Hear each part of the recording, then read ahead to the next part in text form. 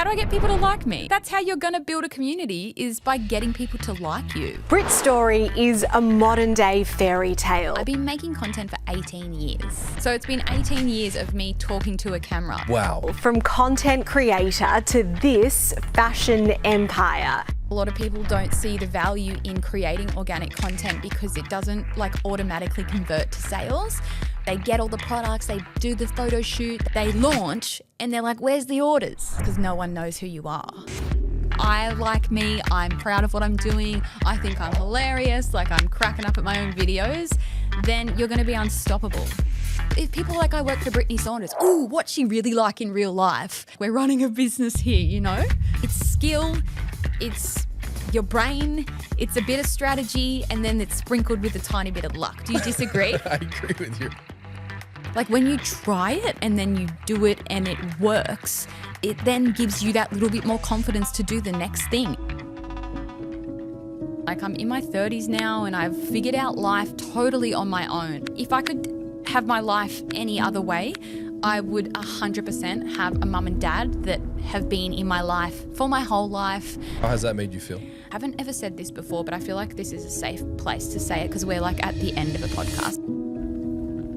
This episode is brought to you by Wix Studio.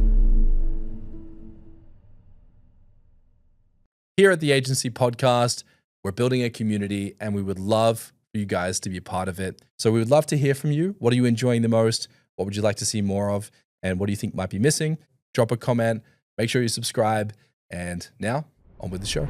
Brittney Saunders, welcome back to the Agency Podcast. Good to see you again. Thanks for having me back. So Brittney, you're an omnichannel queen, which is what I'm deciding to call you for today. Nice. You have 2 podcasts. You have a fashion label named Fayt, which is an online e-commerce brand that now has 5 physical stores across Australia. Yep. And you often personally design a lot of the clothes yourself, as well as manage fulfillment.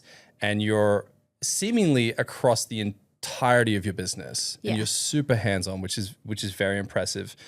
Was this a conscious plan at the start, or is this entrepreneurial chaos? Ooh, I think it's chaos. I think, we had someone new join our office team last year, and she said to me, because we have a lot of employees that have been with us for a really long time. And so when someone new joins, it's always cool to have a fresh perspective. And one of the things that she said to me in her first few weeks of employment was, I can't believe how much you're here. And I was like, oh, really? Because, when you're in a business and you've just been doing the things the way that you do them, it just feels normal. And so that really stood out to me, having someone new come into my business and say, you're here all the time. I didn't expect to see you.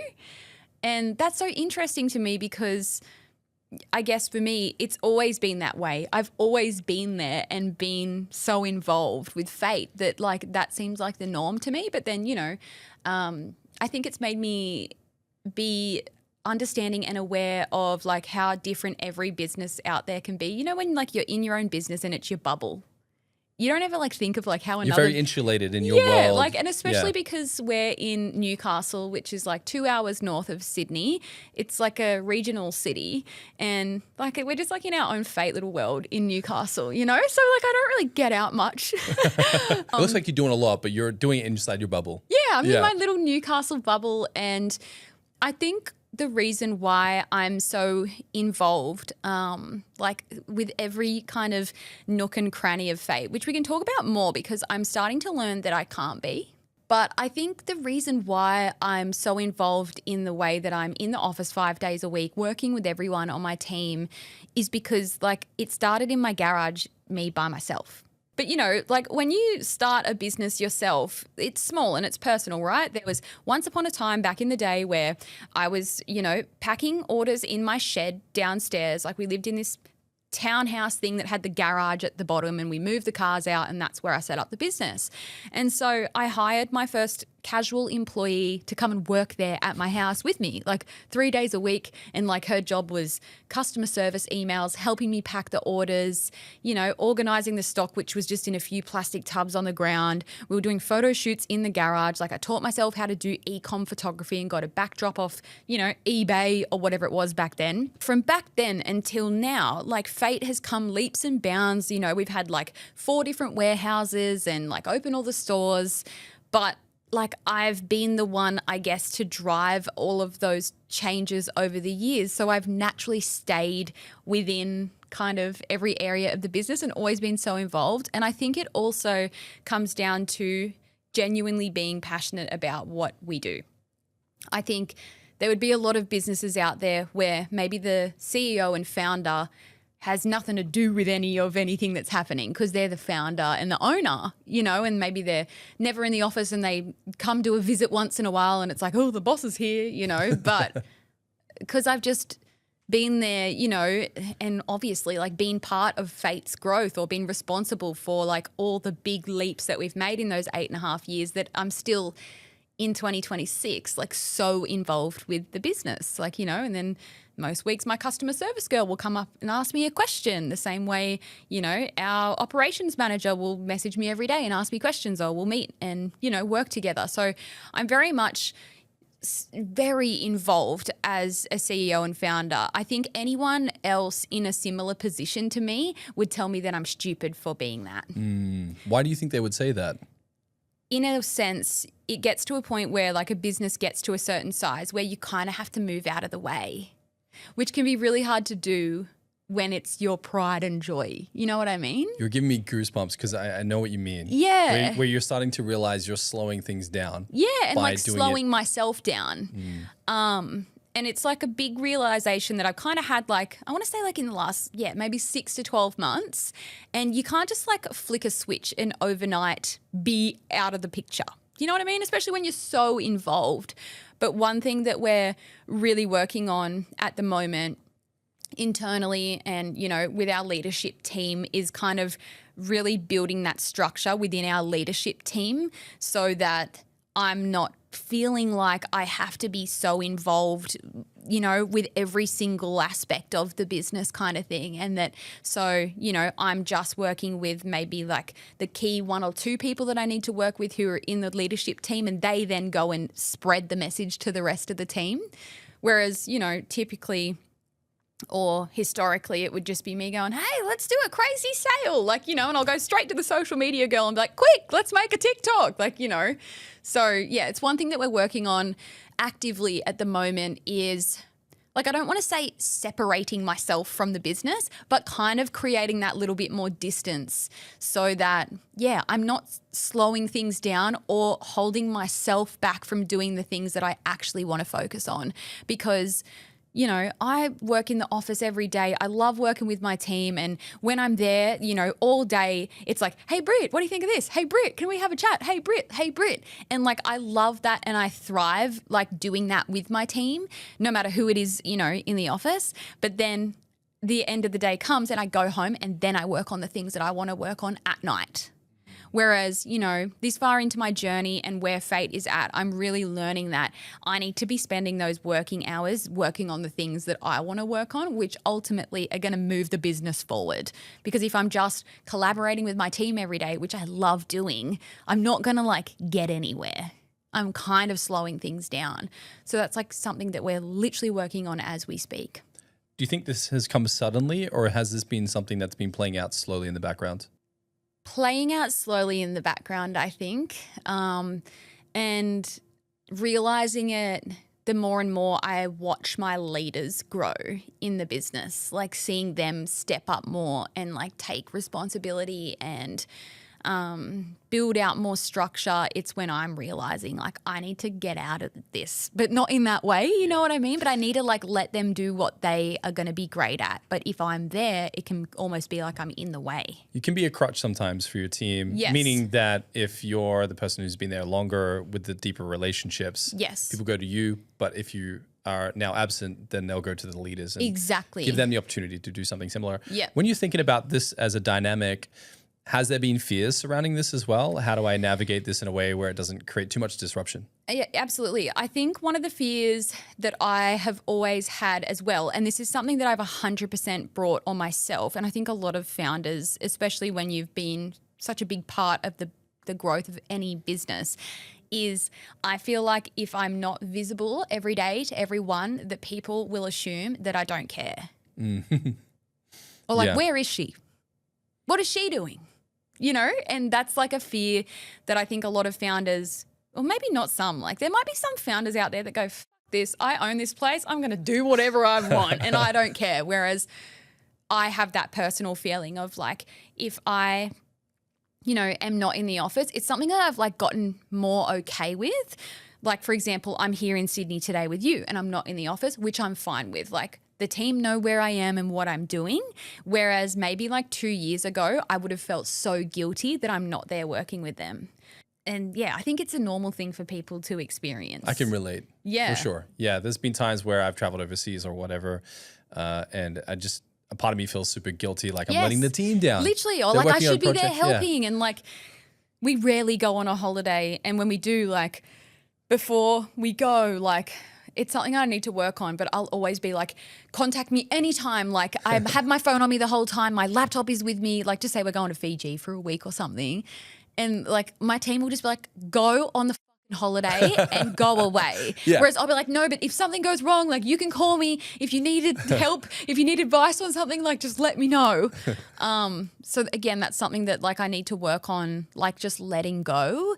And if you want to start a business and grow it to a certain size and then go be on a beach every day and drink a cocktail, you can.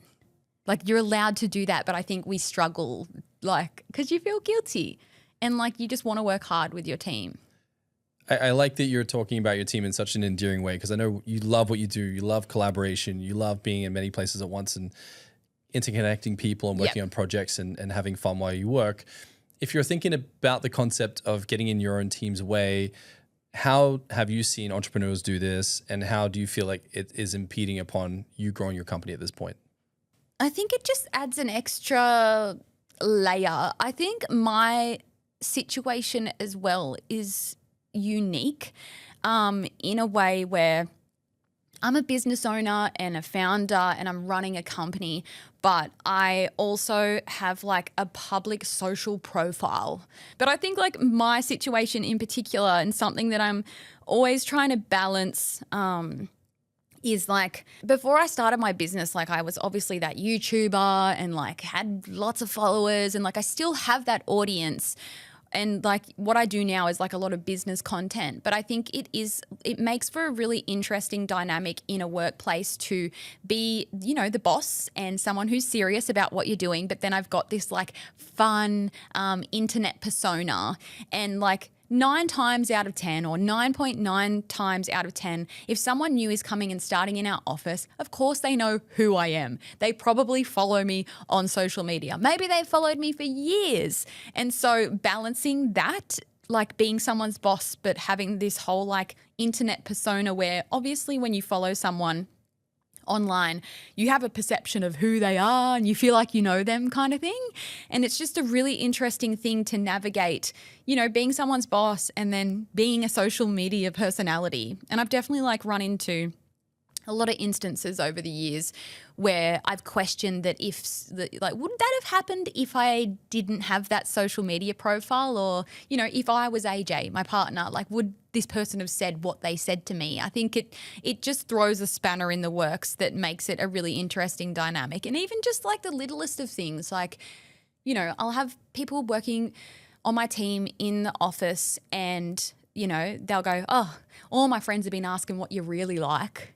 You know what I mean? Because like if people like, I work for Brittney Saunders, ooh, what's she really like in real life? And that in itself is like so weird. But I understand, because when you're an online personality, like that's what people see you as. They don't see you as a business owner and someone's boss. But that's very much what I am at work. Like, I'm not Brittney Lee Saunders when I'm in the office. Yeah. Like, I'm there doing work, like working on my laptop every day, in meetings, on calls. Like, there's no social media personality when I'm at work. And I think that's like a really just interesting thing to navigate. is like being known on social media. And, you know, if we're interviewing someone or someone new starts and I can immediately tell that obviously they know who I am, and just trying to work that balance and boundary out of like, yeah, I'm fun at work and we all get along, but I'm serious and like we're running a business here, you know? So it's a tricky thing to navigate because online you're not faking it. There's not a facade, but it's a part of who you are. yes, and I'm entertaining, you You're know? entertaining people. Whereas like, you know, if someone comes, let's say they got a job working in our social media team, you know, I'm not there to entertain them the way that I entertain them on social media. Of course, I'll be friendly and funny and nice, but I think it's just really, like, I have no other way to explain it other than it's very interesting to, you know, be a social media personality and have a profile and then to be someone's boss. And I think that, again, kind of loops in with, like, being in the way of your staff. I think me, given my position on social media, adds an extra layer to that. It makes it more complicated. Yes. If you want to grow your agency, you need more than just a website builder. You need Wix Studio, the all-in-one platform that's built to help you scale.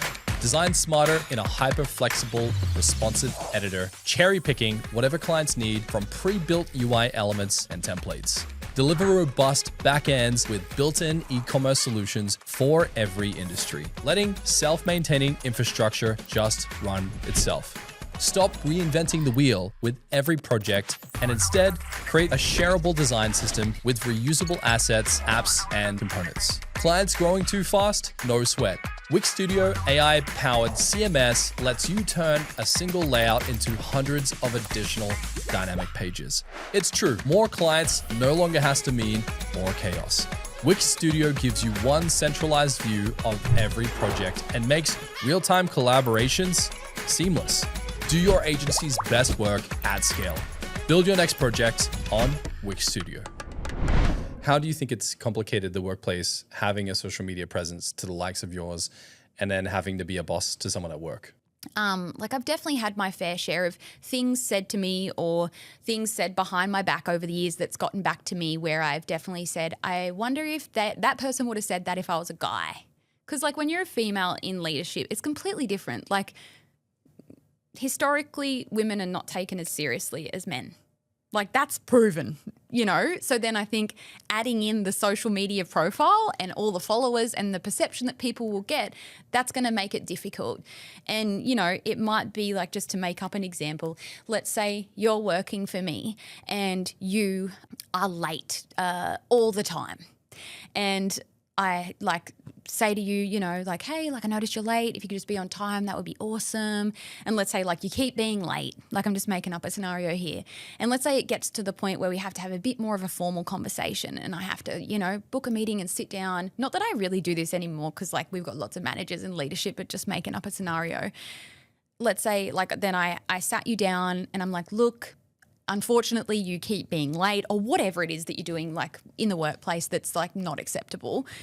Look, I'm going to have to, you know, either give you a verbal warning or a written warning. I think where it becomes really difficult for me to do something like that is people will go, well, then she's a bitch and nothing like she's like online. Yeah. And that's where the balance is difficult to manage because they're like, she's nothing like she is online. When I'm not my online self, I'm running a company. Yeah. But they blur, you know, and not that I, like, we've built my role into a position now, and like I obviously have a really strong leadership team where I'm not really directly managing anyone. Therefore, I would never have to be in that situation where I'm sitting someone down and giving them, you know, a warning because they did something wrong. But like years ago when I was kind of still really directly managing a lot of people, I feel like I definitely experienced that where like I've had to be serious with someone, and like you never want to be serious with someone. You never want to have to give someone a written warning or a formal chat. Like, you know, we just want everyone to get along and have a good time and do their job. But I think just, yeah, given that social profile, I've found it really hard. And like no one outwardly says it, but I think it's there. It's the elephant in the room that like it's really hard for me in the past to be serious with people and maybe have a formal conversation about their performance when I've got this online personality that's fun, entertaining. Do you know what I'm saying? I know exactly what you're saying. And yeah. like, I feel like it's probably not something that like a lot of people can obviously relate to, because it's a unique position that I'm in, where like I'm a very involved business owner and then also a very public profile. But it's just something that I've just found really, I know I keep saying this word, but it's been really interesting to navigate. It's very interesting, and I've had my own experiences as well. Yeah. And I would agree with some of the dynamics between men and women in business as well. That's true. Yeah. When you think about the founder who might be running a company who's simultaneously thinking about, I also need to go out and start building a personal brand. Yes. What has been your advice to founders who have made the decision to now put themselves out there publicly, having already had a team put together? Because then the awkwardness goes the other way, because then you're like, oh, now my team are going to think I'm weird for going out there. Our boss is making these stupid videos. Yeah, man. So I think like it's pretty crazy that we live in this world now where basically if you're wanting to get into business, you've got to make content. I think so. Yeah, it's gotten to that point, whereas back in the day, that wasn't a thing. Run some newspaper ads. Exactly. Or have a shop and put a little menu out the front of like what's inside, and people would read the menu and come in. Social media, it's like if you want to start a brand, you've also got to make content. And I think that's something that a lot of people struggle with, because at the end of the day, one of the hardest things is content creation isn't for everyone. And what do you actually do if you just are not cut out for making content, but you want to start a business? You can start the business, but then you're probably going to get left behind. So I think it's just a given now that like anyone going into business, they almost just have to know, I've got to make content. And so my journey, I've obviously done it backwards, which I think has worked in my favor because I was making all the content before I got to the business part. Whereas now, like you said, people will have a business and maybe have a team, and then they realize they need to start making content. My advice to anyone out there is if you're thinking of starting a business and it's like an idea, start making content now. Why should they start making content at the infancy of their business idea? Because I think a lot of people do all the other stuff first. They get their product, they build their website, they get all that stuff, ready to go. And I think like a misconception that a lot of people can have when it comes to business is you can have like the drive and the excitement. You can want to, start a business. Yeah, let's start an activewear brand. Like they get all the products, they do the photo shoot, they start, build their Shopify website, and then they launch and they're like, where's the orders? Yeah. And like that's fair if people kind of expect then the orders to just come in naturally because you've done all the things to set the business up. But then you need to find the customers. And I think like setting up and starting a business from scratch is hard and it's expensive and it's a lot of work. Then you've got to find customers. Like people aren't just going to come and shop with you because you started. Like your friends and family might.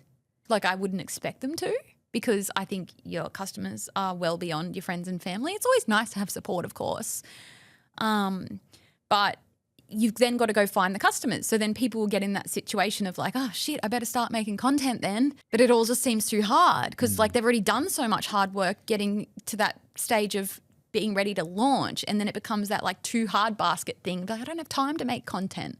So if I were not me, or if I like hadn't done anything that I've done up until this point and I wanted to start a business today, I'd start that personal brand today. Like before I started my business journey, because then, and making content about whatever.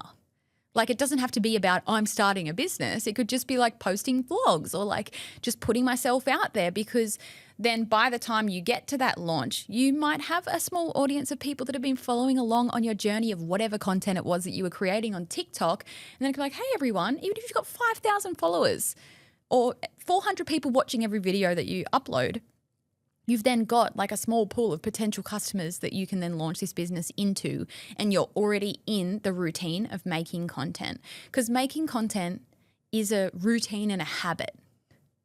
And you have to make it a habit, I think. I agree with you. It has to be something that is not a forced experience. It needs to feel good when you're producing it. Otherwise, it just doesn't quite hit. Exactly. Yeah. And I think you have to make it a habit and routine, and you almost have to fall in love with doing that. And that's why I'm so glad that I did my journey backwards. Like, just for context, everyone, I started like posting on social media before e-com was even a thing. So I'm just really lucky that I discovered YouTube in year 7 and was like, I'm going to do that. Like, you know, it was before you could make money off it or anything. So by the time like Instagram and all that came out, I was already making YouTube videos and I loved it. Like, it was a hobby of mine and I just loved making the videos. So then it was just this natural progression of me, you know, downloading Instagram and using that when it came out, and Snapchat and all the other things, and TikTok. I did the journey backwards. So like, I just fell in love with making the content and entertaining people and building a community online. And then, you know, when I launched my business, I had the community there and people were like, well, it's easy for you to launch a business. Like, you've already got 1 million subscribers on YouTube. I was like, yeah, like that's not a lie. But just because I had 1 million followers doesn't mean that like I knew how to do a business, because they're two completely different things. But it definitely, you know, worked to my advantage, like understanding video content before launching my business, because then I took everything I learned from building an audience and implemented that into my business. So yeah, if I was starting all over again, I would start today. Don't make content be the last thing that you think of. It needs to be the first.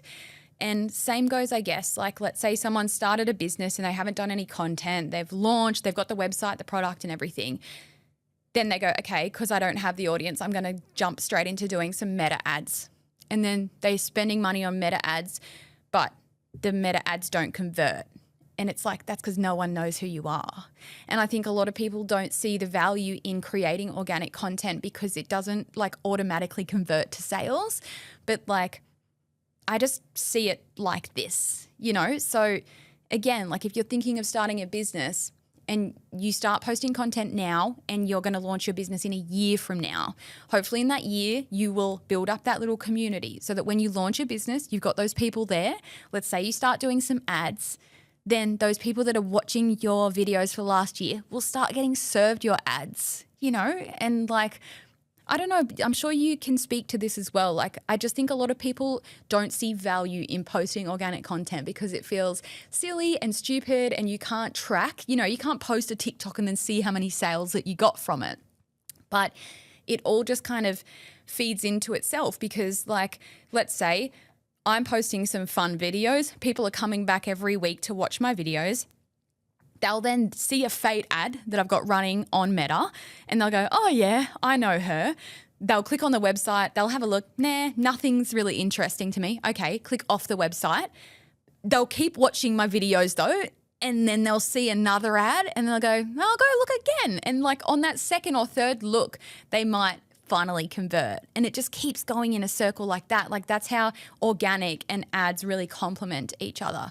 I love that I'm getting on to talking about ads now. Yeah, I'm loving it. I don't want to stop you. Okay, a couple nuances here. When you think about organic content, Yes. can we really paint that picture? Because we talk to people all the time Yep. who they use the buzzword organic content Yeah. as though it's a marketing thing that they must tick to get the clients that they want. Yes. Missing the art form in and of itself, Yes. the nuances of what it really requires to build a fan base. When you think of organic content, what do you think of? How do you picture it? Yeah. And how do you describe it to people who might not fully understand it? Yeah, so there are so many buzzwords when it comes to marketing. Strategy, funnel, top of funnel, middle of funnel, bottom of funnel. Like ROI, ROAS. yeah, like there's all these buzzwords and organic content is one of those like buzz terms or words. But at the end of the day, what organic content is you just showing up on social media and showing yourself or whatever it is that you're doing or who you are or what your personality is. And people always say to me as well, like, how do I build a community? Because again, I even feel like community building is another buzzword when really if you're asking how do I build a community, what you're asking is how do I get people to like me? That's all it is. That's a different way of framing it. How do I get people to like me? It's different. That's how you're going to build a community is by getting people to like you. Like that's what it is to me anyway. I would agree. It's not about getting them or converting them. It's about having them sit there and think, this is great. I'm enjoying this. Yes. There's something of value here. Yeah. How can someone relate to you? Or how can you make someone laugh? Or, you know, how can you tell a story and have someone go, oh, yes. Or like, how can you inspire someone? Like that's what organic content is. It's just creating videos and posting them out and finding people that are going to relate to what you're saying or like what you're doing or think you're funny or feel inspired by you and ultimately like you. That's what organic content is to me. I said to a client recently who was struggling with the concept of organic content and what it really means. Yeah. And I said to them, it's not about going and converting and selling. It's about going and serving. Yes. And they're like, what do you mean? I'm like, stop looking at an audience on social media as someone to sell to and start looking at them as people to serve. Yep. And serve them with what? Entertainment and value. Exactly. In your case. And I think again, because we're so in this digital e-com, viral, TikTok, brain rot, world that people can go into making content and view it as something where they need to be robotic and hit all the markers and they can have the wrong intention from the get-go of making a video. I'm going to make this video. It's going to be so good. It's going to get lots of views and it's going to go viral. Whereas again, going back to passion, you need to find something that you can organically post about, talk about, make a video about, because then your intentions are not, I'm going to convert from this video. It just needs to feel organic to you as well. And because there's so many businesses out there, so many founders, so many creators, it can be hard because people, might start and it just feels like they're copying everyone else or talking the same way, everyone else does. But I think at the end of the day, what I'm all about is just it's so cliche, but staying true to who you are and showing up as yourself on social media, being your authentic self and being down to earth. We live in such a wild world that I think social media lacks a lot of down to earth vibes. And I think that's where a lot of my success has come from, is just being down to earth, just being myself. People always go, oh, Britt, you're so just down to earth and relatable. That's what I love about you. And that's what I've always done on social media, is just shown up as myself and not try to go viral or try to, really sell something. Just got to be yourself. And I know that's so cliche, and people who are just starting out with content are probably sick of hearing that, be yourself. Can you unpack that? For some people, that's a difficult question to answer or a difficult concept to hold. Yes. Is just be yourself, meaning when we hear perhaps another buzzword, be authentic, yes, it can be tricky for people to then go actually do that. Yeah. What are some things people can do to start actually showing up as their authentic self on camera or with content? Yeah, I think it begins with finding confidence within yourself, which is a hard thing to do for a lot of people because let's be honest, we live in a world where everyone has so many insecurities, that are individual to each person. And even doing something like talking to the camera might be so hard for someone to do. And then, they've got coaches and whatever saying to them, be authentic, be yourself, show up and be who you are. And they're like, well, I don't even feel confident in myself, on a normal day. So how on earth am I meant to set up a camera and talk to it and post that on the internet when I don't even feel confident, within myself, which is sad. But I think, I think it all begins with building your self-confidence in your day-to-day life before then throwing yourself out there on the internet.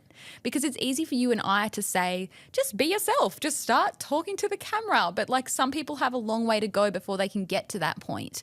And they need to almost do, inner work on their self-confidence so they can get themselves to that point of being comfortable talking to a camera. Because you can talk to a camera easily, so can I, but we've been doing it for a long time. Whereas if it's completely new to someone who maybe doesn't have the most amount of self-confidence, that's going to be a hurdle that they need to get over. So I'm not a confidence guru, but I think you've definitely found a great way to be naturally yourself though. And I think when we've hung out in the past, you are exactly the same as what I see in your stories yeah. And on your social page. I understand the difference between being in your company and being a boss for your employees and all the rest of it. When you think about managing your energy around this, do you do anything consciously to manage your energy so you can show up in a good mood and you can show up as your best self? Are there things that you try to do? Not really. You're just like, I am like this. I think Yeah. one of my good qualities is being consistent. I think that's like a powerful thing to have as a skill. I think it's gotten me to where I am by being consistent. Like I'm not really much of like a woo-woo sort of person, but I do believe a lot in like your mindset and like the way that you think is the way that you are and the way that your life will be. So I just try to like be, you know, positive every day. I try not to stress over things, and I just guess I try to remain neutral. And I think you've done a phenomenal job, and you're managing a lot of different things. So let's unpack how many channels you're across. So at any given moment, could you just highlight what might be involved in your day? Because you have been extremely consistent with social media, extremely consistent around like marketing and advertising. That's so funny that you say that, because I feel like I'm never doing enough. Yeah. Well, let's get into that next, because I think there's a whole other rabbit hole we can go down around that. But I guess being across all these channels, when you wake up in the morning, can you just paint a picture of what you're looking at? Like how many moving pieces are in front of you? Again, that's something that like we're working on at the moment, is bringing more structure into my week, because usually my day starts with me just waking up and going into the office and sitting at my desk, and then everyone just starts coming to me. And that's my whole day. You know, just throw it at me. Yep. Let's go. Yeah. And that's worked, you know, up until this point. But again, like we're working on at the moment, like making my weeks more structured. On Tuesdays, I'm working on product sampling and working with my team where we're working on what we're coming out with next at Fayt. And then on Wednesdays, we're going to be doing like a marketing whip where I chat with the marketing team and we really get on the same page for the week. And then on Thursdays, I might be working with operations. And so we're building that kind of structure into my week so that it feels more intentional, because for the most part, you know, all I do is just bing bong, like, and I'm just working on whatever I have, you know, every day. And I actually work really well in that way where there isn't as much structure. Of course, like if I have meetings, like that will be in my calendar. And some days like my calendar is just full and I might just have a whole day of meetings. And I try to be intentional with that. Like if I need to have like 3 or 4 calls in a week with like, I don't know, external companies, I'll try and line them up all on like a Thursday so that it's just like back-to-back meetings. But yeah, generally my days are all over the shop. But we're working at the moment to really refine my days and just make every day feel a bit more structured and intentional. But because I'm just so like, like I just thrive off just going into the office and be like, all right, who needs me? But I can't do that forever. No, I think there's magic to this though. And obviously, you know, people have different perspectives as to what stages a company might be at. Yeah. If you look back and you think to yourself, what got you to this point before you going to this next season of your life, what is it about the embracing of chaos and mayhem at the starting phase of a business is potentially a positive thing? At a certain point, it starts to get in the way, but there's certainly an energy to that can get something moving. Yeah, I think it's just the art of being willing to give anything a go. And I think this comes back to the confidence thing that we were talking about before. Like no one is born with confidence. Well, actually, I think we are kind of like born with confidence, and then, you know, little kids, like they run around, they wear whatever they want and they don't care. And then you get to a certain age and then you start learning about all your insecurities because society tells you like you should be worried about this, you should be worried about what you look like. Like, you know, we learn to be insecure about things. And I think because I have been, like, I want to say that putting myself out there on social media has played a huge part in building my confidence. You know, I started making YouTube videos when I was 15, and like, not that you can see those videos anymore because they're like old and like private, but like in my old videos, I wasn't like, hey everyone. I was like, hi, I'm Brittney. I'm going to do a makeup tutorial. Like, you know, I think putting myself out there online from such a young age has, you know, led me to have all of this confidence that's just been like it's been a long journey and a long process. And I've learned that, you know, every little risk that I have taken throughout my teens and, when I was 21, I quit my full-time job because I said I want to be a YouTuber. And I did that back then, and everyone that I knew was like, you're fucking crazy. Like, you're going to throw in your full-time job earning $550 a week back then. You're crazy. But I took a risk then, and then it paid off. I was like, wait, I can do this YouTube thing. Okay, I'm going to try this business and that little business. And every time you try something that scares the shit out of you or makes you doubt yourself and you go, I don't know if I can do this. When you try it and then you do it and it works, it then gives you that little bit more confidence to do the next thing. And I think that's literally what my career has been, is just a snowball effect of me realizing that I can do things if I believe that I can. So cliche, isn't it? I think there's beauty to what you're saying, because it might be cliche, but it's cliche because a lot of people have experienced this. Yep. I think a lot of founders, entrepreneurs, CEOs, startups have realized that there's common laws or common mentalities or common practice to succeeding in business. And I think I can relate to you in a sense where I never really had the full picture, but I would just start running in a direction. Yes. And then you start to pick things up. Just start. And you start to get momentum. Yep. That gives you a bit of confidence. The next door opens. Yep. Something surprising comes along. It's just you didn't like plan a domino. For. It keeps going. And that's not to say that, there might be, things that go wrong or setbacks, or you go down one path and you're like, why did I do that? And then you just backtrack a bit and then go on the new path. But I think once those wheels start turning, it just keeps going. But it starts so small, and you don't have to start with something huge. It can be something so small, like making your first TikTok, or even making the TikTok account, and then making your first TikTok eventually, and then doing another one. And it's just tiniest little steps. And also people have to give themselves grace, because we live in this very, immediate instant world. We can order something on Amazon tonight and it could be here tomorrow morning. It's instant gratification. We all want stuff now. Yeah. But when it comes to building a career or building a business, you've got to give yourself grace. It's going to take you a really long time. And I think the day and age that we live in now, a lot of people would struggle with that, because we all have no attention span. We want things overnight, so then if you want to do a business, it's going to take you a really long time. And I think people would get frustrated with that, because I would too, because I'm really impatient now too, because we're scrolling on our phones like this at night, and I always order things on Amazon, it comes the next day, but then you're faced with doing something that's going to take a really long time. You're like, oh, seriously? I just want to be successful overnight. Yeah. Can't rush through a business. When you think about your journey, was there a moment where you went from what I call a wantrepreneur, where you're trying to play the entrepreneurial game, and then you realize, oh, I'm doing it? The wheels come, the training wheels come off the bike, and then you're like, oh my God, it's actually happening. What was that moment for you? I want to say there's probably been a few of those moments. Before I owned Fayt, I tried a lot of other businesses. Okay. And I think a lot of business owners or entrepreneurs will have always tried lots of other things before. And all the other things that I tried before Fayt, it would have been when I was 17, 18, 19. Those felt like I was just doing hobbies. I don't know if we spoke about this last time, but I was doing freelance makeup at one point, and then I started a spray tanning business. I started doing social media management for local businesses in Newcastle when Instagram was a photo sharing app. At one point I thought that I could, before iPhone case companies were a thing, I actually feel like I was ahead of my time.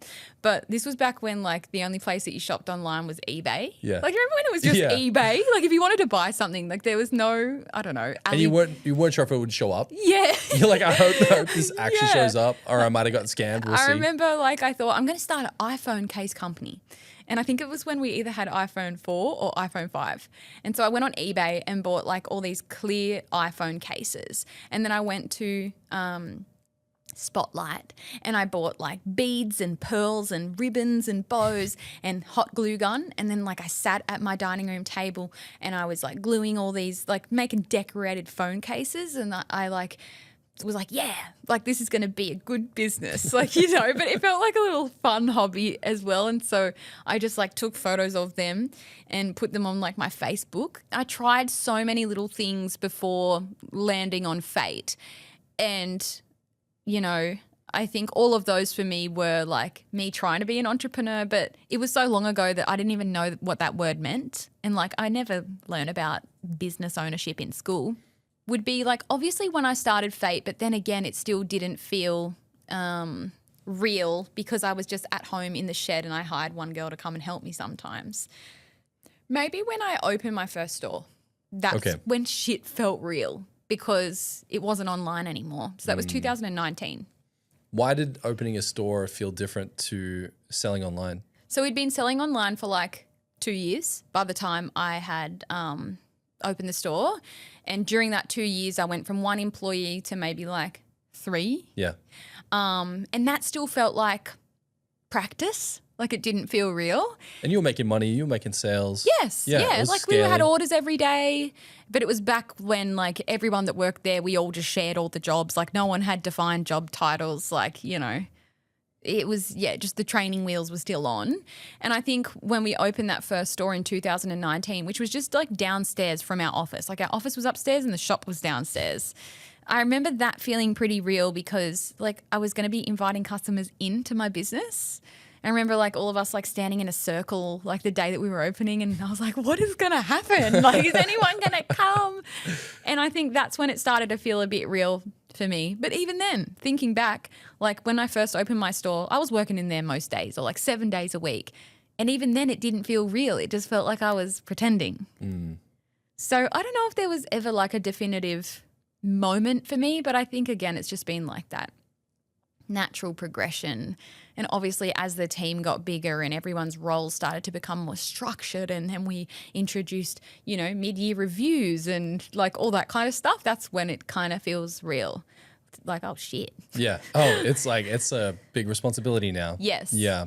Do you feel that over time as the team started to scale, as you started to open more stores, that things became more fun or more painful and difficult? More painful and difficult. What were some of those moments as you were growing that were difficult to get through? You just like the more any business grows, like the more difficulty is added. Like I think a lot of people can become obsessed with the idea of scaling and growing and making more money, but like that's great. But then like there comes more stress with that because you're dealing with more people. And I guess like things that felt more difficult, just managing more people like as a whole is obviously difficult. You know, if you're managing a team of 3 and then you have a team of 10, it's going to be harder because you're dealing with so many different personalities and people have different wants and needs and they want to be communicated to in different ways. So just managing that alone, you know, the demand of your customers and what they're wanting becomes more and more the bigger that you get. Keeping up with product, stock, inventory. Then went into like opening stores in different cities. And again, like I remember before doing that going, how on earth are we going to, you know, open a store in Sydney when we're in Newcastle? And there were a few times there where, you know, no one was available to work. But just things like that, you know, like the bigger any business gets, 100% the more stressful it becomes. The bigger it gets, the weirder it gets. Let's think about the different channels you have to manage. So you've got the retail environment, you've got the online store, you're super involved in the product creation and everything that you're touching. Yeah. How do you find the best way to manage so much noise together when you're at the face of the brand as well? It's a lot. Like sometimes I lay in bed at night and like I think of like the day that I just had and all the little things that I do. Like I might be in a HR meeting and then, you know, we might be dealing with something that's a bit more serious. And then after that HR meeting, I walk out into our studio because we have like a studio at our office. And then I'm like doing a TikTok, like, you know, you're just getting like flung around. Like it's from one extreme to the other. And then I might be, you know, talking about a strategy for an upcoming sale that we've got. And then in the afternoon, I might have a couple of meetings and then I might, like, it's just, like I said before, it feels like just pinging and ponging, like back and forward. You're looking at a lot of different channels. You're managing a lot of different things. You're in a lot of different places. You're getting flung around left and right. When it comes to making social media and managing a company at the same time, do you see them as one responsibility or do you operate completely differently on how you manage each of them? I see it as one. It's just all meshed together. And I wouldn't say that I do it perfectly. I would say I do it in a way that works for me, but I think I'm just a freak. Like people, like every person that I talk to, like even when I came here today, your team is like, how do you do everything that you're doing? And I'm like, I don't know. Like I don't have an answer. I definitely see it like all as one, and it can be a lot. And again, I think that's why like we're working on my role at the moment and me structuring my weeks so they don't feel so meshed together. Yeah. But it's definitely a lot. I feel, lucky that I thrive in like a chaos kind of environment, got 100 million tabs open in my brain at all times. And I find that I work really well that way, whereas I understand like not everyone can work that way, where they're working on 100 things at once. Like people can be very task focused, and whereas I feel like I operate really well when we're working on so much at once. But also like I have the best team. Like, it can, on social media, it can look like it's all me, but like there's a whole team of people there, keeping the wheel turning every single day. Like if I didn't have the team, I'd be fucked. You've got a fantastic team. And Yes. whenever I've ever met anyone from your team, they've been phenomenal to work with. But at the same time, it always comes back to the CEO and who they choose to be on their team and how they tend to build their culture. Yeah. When you're producing content, let's say, how do you tend to operate? Because it seems like so much of your content is spontaneous and random. And it is. And it is. But sometimes it still feels like it's pointing in a direction and there's some strategic direction behind it. So how do you break that apart? Is it all random or is it all slightly intentional and pointed at something? I would say like for my personal content that I post on my Instagram and my TikTok, it's random. I might like have a series that I'm going to do. Like right now we're renovating a granny flat at home. So it's been fun to watch. I just said I'm going to do a little series called the Granny Flat Glow Up. And so like I'm intentional with knowing that I'm going to be making that style of content over the next couple of months while we're doing that. But the videos themselves are just off the cuff. I get in the granny flat. I think I've done like 4 parts so far, and I just do an update. But it's intentional that that's the style of content that I'm making for that series. Everything else that I post is off the cuff, random, just film it on the spot, or I might have an idea. I always write notes in my phone. I have just one big note in my phone whenever I have, like if I'm driving and I like have a thought about something and I'm like, oh, I want to talk about that in a video. I'll just go into my note and write it down. And then, if I'm wanting to make a video, I'll just go to my notes and go, what do I want to talk about today? But for me personally, there's no structure in on Monday, I'm posting a video about this, and on Tuesday, I'm posting a video about that, and Wednesday, it's this. Like, it's all just a mixed bag of lollies. That's how I would describe it for my personal content. And, I have my 2 podcasts as well, so they'll be like naturally, on Tuesdays, one of our High Scrollers episodes will drop, so I'll have a video to post on that day, which is like a clip from the podcast. So there's like a bit of structure in there, but it's also very random. And then in terms of Fayt content, there's 2 parts of Fayt content.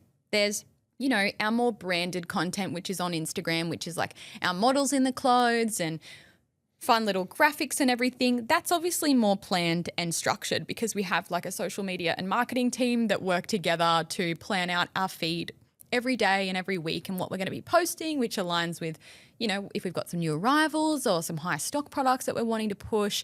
And then my content also then intertwines into the Fayt content. There'll be a lot of content that I make that I collab with the Fayt account.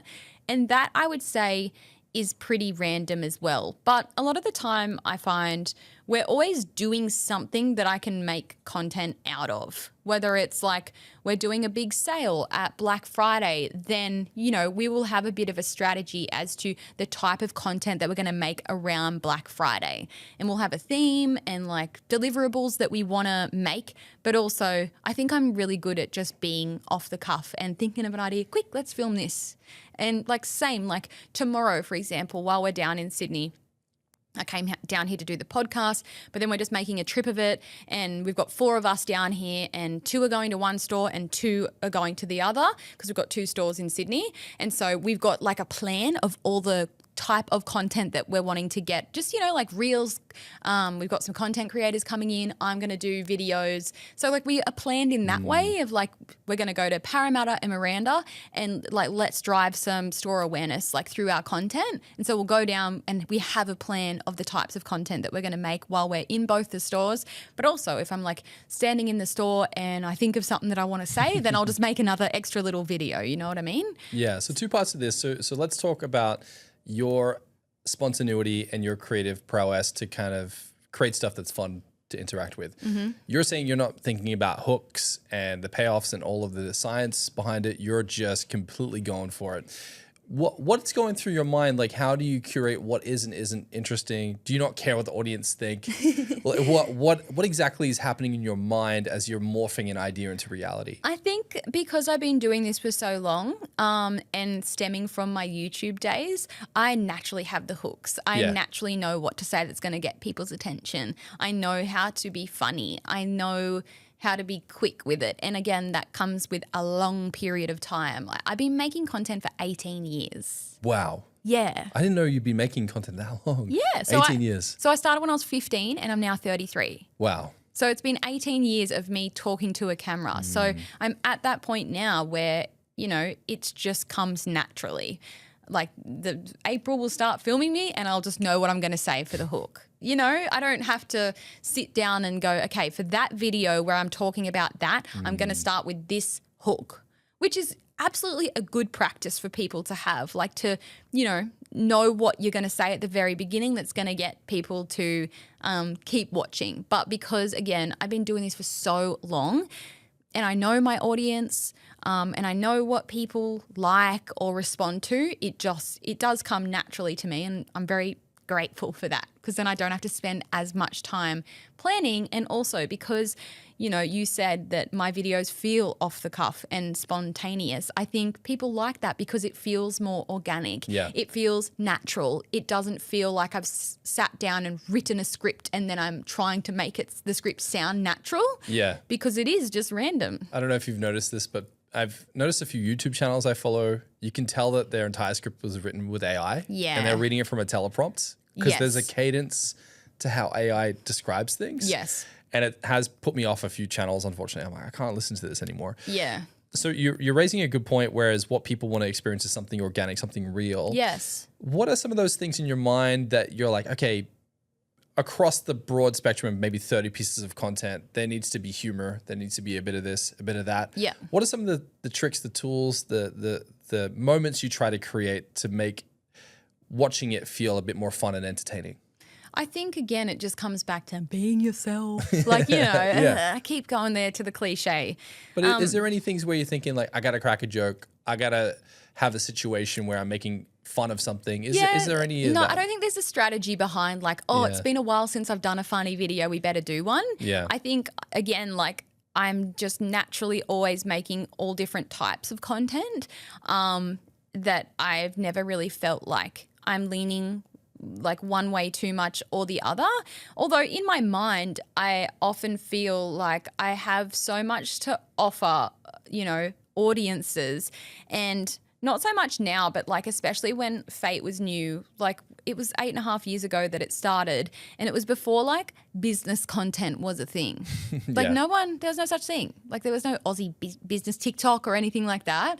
And I remember like when I started Fayt, I didn't post anything about it. And this was mainly like Instagram, didn't have videos yet. So it was just YouTube for videos. And I remember like not wanting to do vlogs about it because I didn't know if like people would find that interesting. Whereas now like people love like learning about businesses through content. And I think one thing that I've really loved is like becoming more comfortable with making business kind of content, but I still do it in a way that feels natural and fun and easy to understand. And then like a common comment that I'll get on my business videos, like let's say I'm doing a video where like I've got this little series, which I haven't done in a while, but I want to bring it back. And I called it the Business Burn Book, like the burn book from the Mean Girls, like where they write all the mean things. Yeah. And so like people would comment like, yeah, burn my business. And then I do like a bit of an analysis on the business and the website and like kind of roast it. Yeah. And like that's business content. But like a comment that I see again and again and again is, I don't even have a business, but I just listen to the whole thing because, you know, I think it's just adding in that like humor and relatability and keeping things simplified with the way that I'm, you know, talking about business, because people hear business and think, ugh, boring. You know, they think it's going to be like a bunch of guys talking numbers and like, you know, all that kind of stuff. But I think what I've really loved doing through my TikTok and Instagram and even my podcast is like making business seem fun and interesting, because even if someone isn't in business, like you're surrounded by businesses every day. Like you're consuming business content all the time on TikTok and Instagram. You're seeing ads on Meta. Like business is everywhere and everything. And I've really loved being able to, make content about business, but making it fun and still me. You've definitely made it fun. It's a ton of fun to watch, especially when you're doing breakdowns of different ads you're running and why they're not working and what you think is going great about it. It's fun to watch. And even when you're making fun of your partner, AJ, you're creating, to me, this universe and the way you see the world, your point of view on things that annoy you, things that excite you. And I think that it's understated how effective that is as a strategy. So when you think about sharing just yourself, your point of view, the world you're in, and making it palatable for people to understand business and think business is fun, and I agree it is. When you think about this, why does that then downstream monetize a business? Because people will find it difficult to connect the dots between I'm having fun watching Britt's content and now I want to buy something because I like her. Yeah, the way that it works is like they'll just watch your videos again and again and again. And then, you know, I often like start a lot of my videos with like, I own a fashion brand. We do sizes 6 to 26. Like I say that again and again, like, you know, every so often in my videos, I make it known that like I'm the owner of Fayt. We do women's fashion. And then I'm sharing videos about my life or whatever I'm doing, like being stupid with AJ, renovating the granny flat, like whatever it may be. And the way that it works is like, someone will, let's say, for example, they're tuning in and watching what I'm doing every week and every day on my stories, and then they'll go, I need a pair of jeans. Who are they going to think of when they need a new pair of jeans? They'll go, Brittney, because they're watching me all the time. And even though I'm not selling them a pair of jeans, they'll go, she's got jeans at Fayt. So what do? They go to the website and they buy a pair of jeans. Can I track that through my content? No. But that's just the way that it works. And then I might do a video where I'm trying on some of our new Fayt arrivals. And they'll go, nah, fuck it, she's got me. You know, I'm going to buy them. You know, because they're like, oh, she's got me hook, line and sinker. I'm going to go buy that thing that she's promoting. And again, it's not because, you know, they just see the product once and think, I need that. It's like everything else that I've done in the months prior to that and them tuning into my content that then makes them go, okay, she got me good. I'm going to order. Like just recently we've launched some sparkly jeans like this, but then with like sparkles all over them. Oh, epic. Yeah. And people are like, I need those jeans just because like I put them on, was being silly and like dancing in them, and you know, it's just, and it's not because I made one video dancing in our sparkly jeans. It's like the community that you build through your content just by showing up every day, and then you finally sell something and they go, yeah, I need that. I want to get her sparkly jeans. I think that's what's so magical about your content, though. You're loving the process of doing this. Like you said, you love your team, you love creating stuff. And I think there's something to be said about the founder who's making a business just to make money versus someone who does it because it's in their soul to share. They're creative and to do something that is of service to people and make them feel like we're there to entertain them and make their world a little brighter, a little more fun, or what have you. How do you think about content for your team now at Fayt? Now you're in this transitional phase of delegating out to the leadership team and having them produce content and drive content. What are some of the things that you're looking at when you're making content for Fayt? Naturally, with me like stepping away from like the day-to-day nitty-gritties of Fayt, I'm always going to be involved with the marketing team because ultimately at the end of the day, I'm the face of the brand. And we could remove me from that, but then I just know for a fact that we would not do the sales that we do.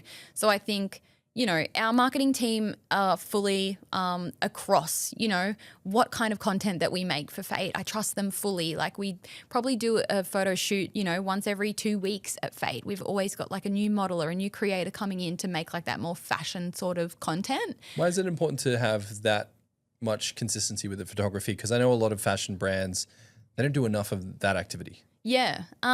It's everything. Like your content is your driver of your sales. And like from a content day, not only do you get things to post on your TikTok and your Instagram, but then you get content to run in all your ads. So like the more that you've got, the better. And, you know, you've got to just be constantly like refreshing your ads, and you can't just like have one shoot day a year and use that content all year round, you know, especially like we're a business that has like a big catalog of products as well and so much variety. So we can't just like focus on one dress for the whole year. So yeah, we're always like shooting content. I think as well, like we have sizes 6 to 26. So we need to always be working with like models that are all different sizes to like showcase that we have clothes that are for all different shapes and sizes. Content is just absolutely everything. Like if we stopped posting content, we'd stop making sales. And I think that is the proof. And people go, well, that's a bad thing if you're just relying on content to make your sales. I'm like, if I stopped posting on our Instagram and our TikTok, we would literally stop making sales. But if you invert it, it's, hey, if we post more content, we make more sales. Exactly right. And it's organic. You don't have to necessarily always pay for it. But then if you boost it and it's simultaneously advertising at the same time, you win. Exactly, yes. Yeah. And so it's an investment. When you think about the different formats, one of them is photography with models. Yep. Mixing up the models, mixing up the combinations of the clothes. What are some other things that you try to put into the Fayt brand, or you're intending to really help drive the organic side of the content? Like let's say, for example, what's changed a lot is like modeling as a whole. Back in the day, you would book a model through a modeling agency and she would come and you would just do an e-com shoot, like shooting your website images, and it would just be photos, and then they would go home.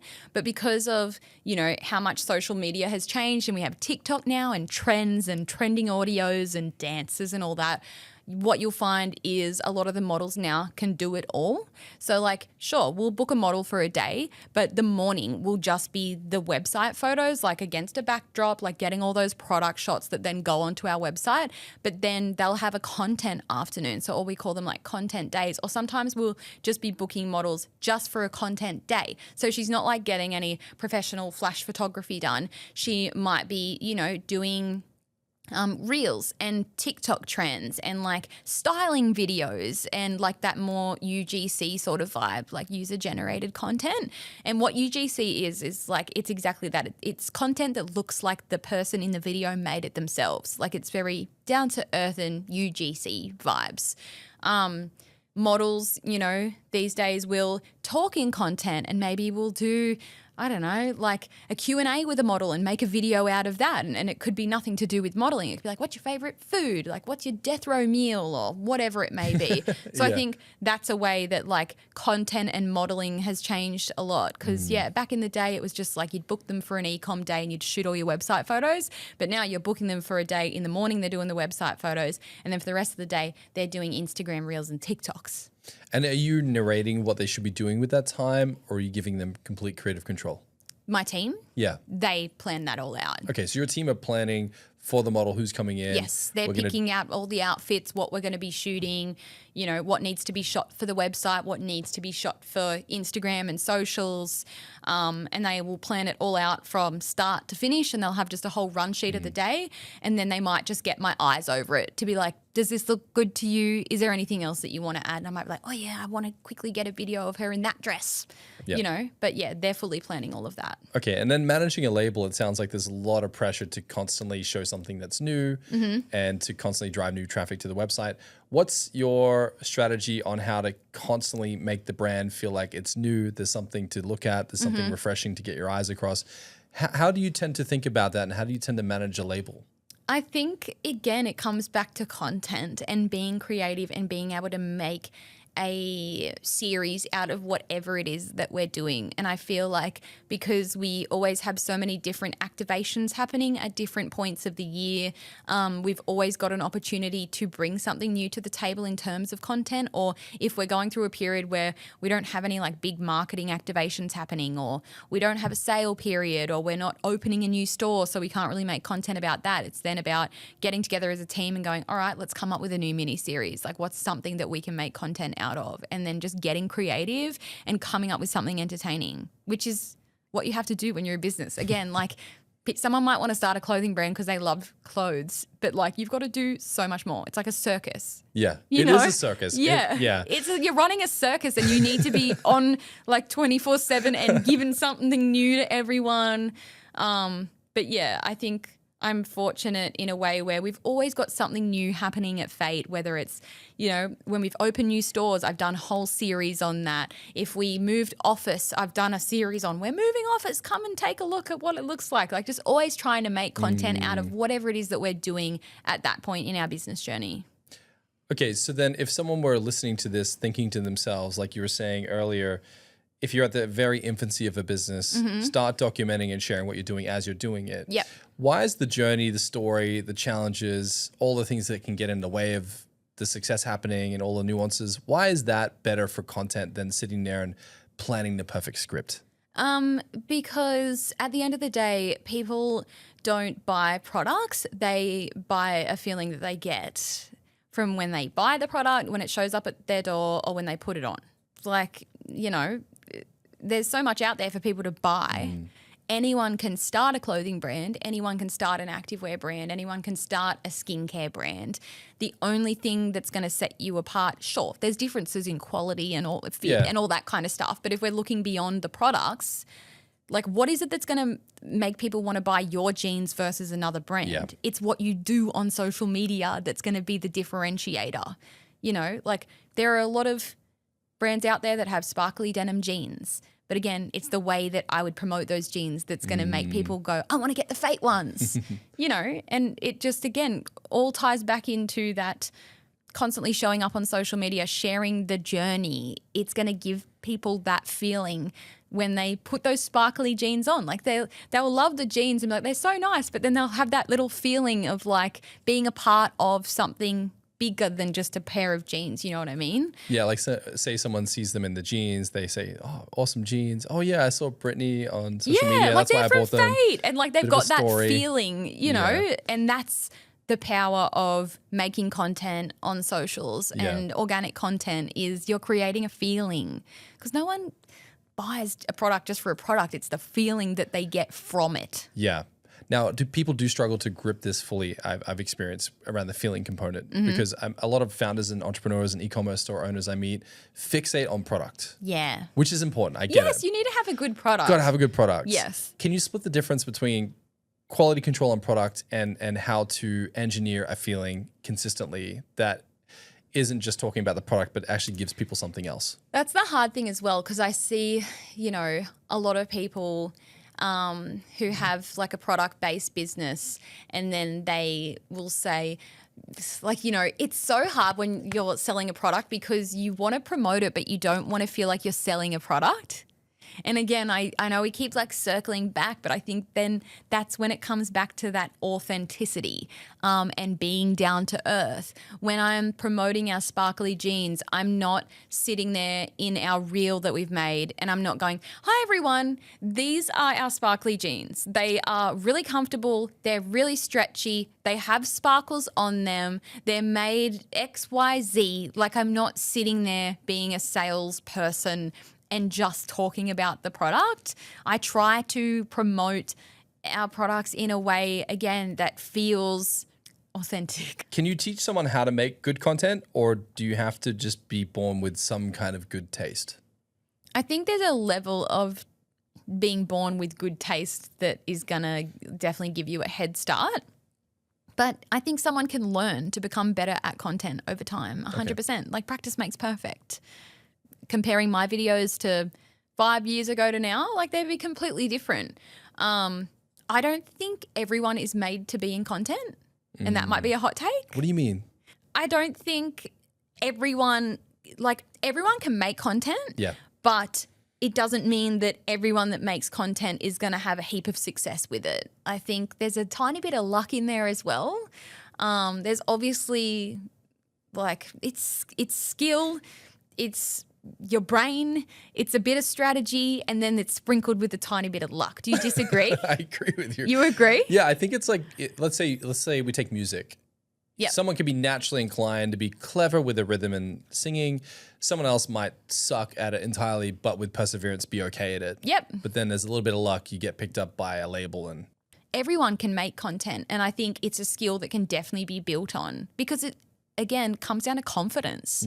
The more your confidence builds, the better your content is going to be. But again, it's going to take a long time. And I think we could both agree that you have to love it.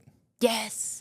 I think you have to love anything that you're doing to have success in it. At the time of the recording, there was this guy on TikTok and he has an activewear brand with his wife and they've been doing it for a couple of years or a few years. And he's just made a TikTok just this week saying, my activewear business is failing. Like, and I've been scared to make this video and like, I just want to put it out there. Like, can anyone give me some feedback?